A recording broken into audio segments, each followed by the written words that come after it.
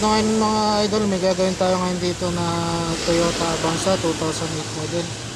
Ito ang problema nito, pag walang check engine, ayaw gumana, ayaw start ng kanyang sasakyan. Cranking lang ang lagi nangyayari. Ayan, gawin natin. Hindi siya mailaw yung check engine. Kaya ito ang hihanapan natin ngayon. Ito yung kanyang relay. Ayan, ito kanyang pinaka relay. Ngayon, ito naka-positive tayo. Ayan. Itong positive test light natin, pagka nirekta natin, gagana yung kuha niya, check engine niya.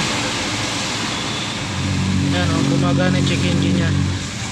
Ngayon, ito namang negative natin. Ayan, negative yung test light. Negative yung test light natin, pero wala siyang positive dito na dumadaloy. Tapos ito ignition nya. Ayan, may ignition siya. Tapos itong galing sa sensor, ito ang hahanapin din natin. Ito ang mawawala. Kailangan maglabas ng ground to, kasi pag hindi naglabas ng ground to, hindi gagana yung check engine nya. Ito gaya nito, rekta natin ang positive yung kanyang positive na wiring. Ayaw siya kumilaw. Ayaw pa rin ilaw ng kanyang check engine. Pero itong negative natin, pag sinundot natin dito sa kanyang relay, yan, kumilaw ang kanyang check engine. Ngayon, pag in-start natin, i-start na siya. Yan, one click na siya. Kaya itong linya ng kulay itim na to na may kuhan, na may puti, ito ang hanapin natin ngayon mga idol.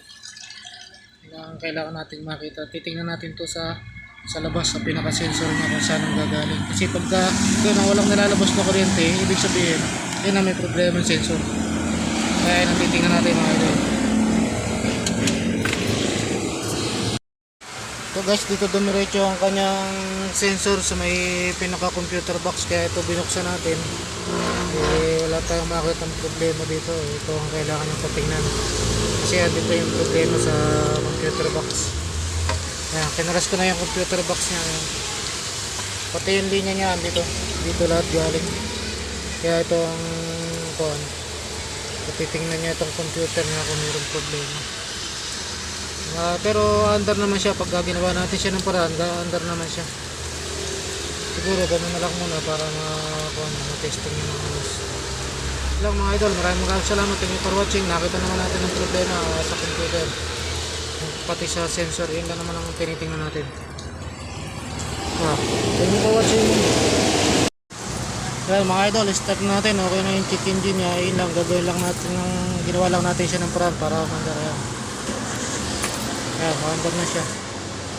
Yun ang naging problema niya, yun, sa may sensor. Yun kailangan pa-diagnose kung saan lugar. Salamat for watching.